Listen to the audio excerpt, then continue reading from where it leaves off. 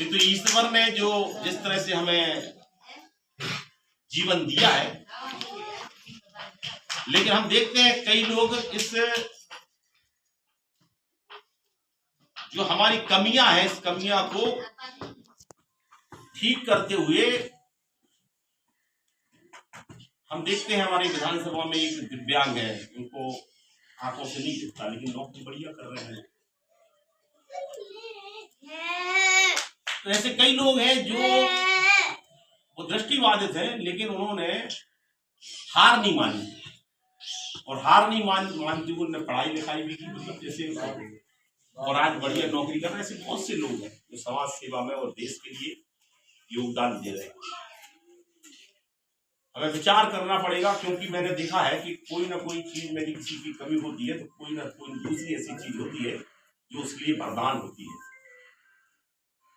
तो निश्चित तौर पर ये तो खैर हम जो यहाँ पर आज इक्विपमेंट दे रहे हैं वो कहीं ना कहीं आपके काम आने वाले हैं, लेकिन सरकार लगातार हर क्षेत्र में काम कर रही हो, चाहे दिव्यांग के क्षेत्र में हो, चाहे उसके पेंशन से लेकर, या देख रहे हैं गरीब व्यक्ति के लिए, चाहे वो प्रधानमंत्री आवास हो, चाहे आयुष्मान भारत योजना हो, 5 लाख तक का इलाज गरीब के लिए, और 80 करोड़ लोगों के लिए इस देश के अंदर 5 लाख रुपए तक का। और मैं समझता हूँ कि दुनिया की सबसे बड़ी हेल्थ इंश्योरेंस 5 लाख रुपए तक के इलाज की गारंटी यदि कोई सरकार देती है तो नरेंद्र मोदी।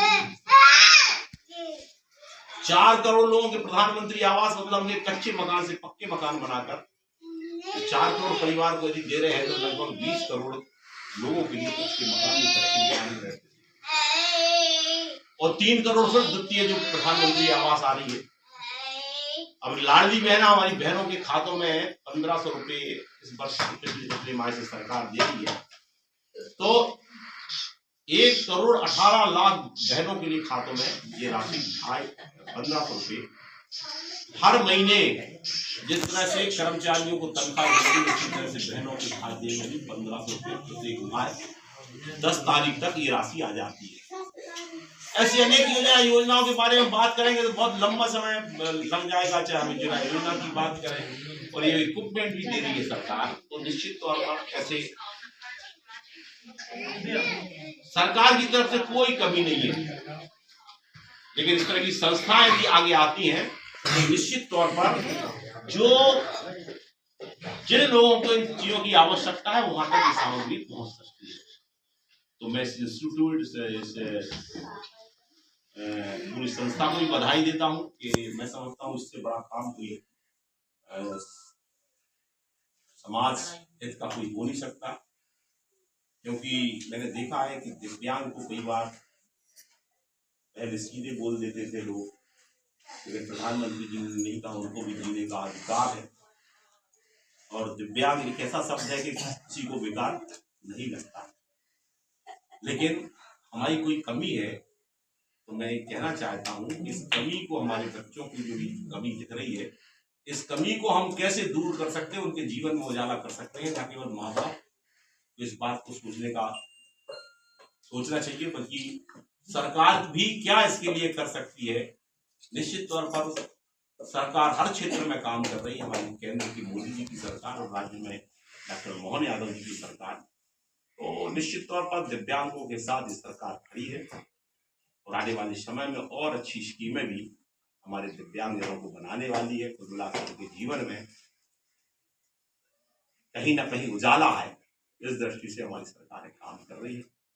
अभी बहुत जल्दी पथरिया जाट में एक अस्पताल का भी हम लोकार्पण करने जा रहे हैं, बहुत जल्दी अस्पताल खुलने वाली है।